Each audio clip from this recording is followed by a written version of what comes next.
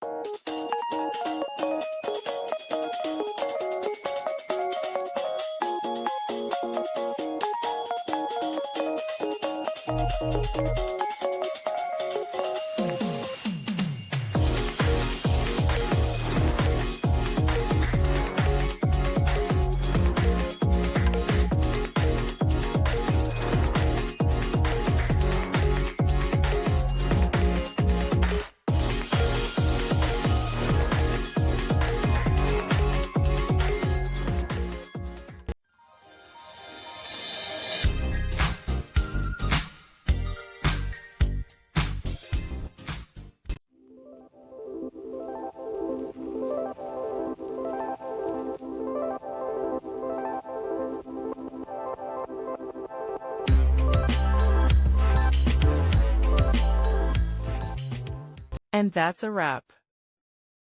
I hope you found the answer you were looking for. If you did, take a second to hit that subscribe button. It really helps out. And let me know in the comments which solution worked best for you. See you next time in the debug zone.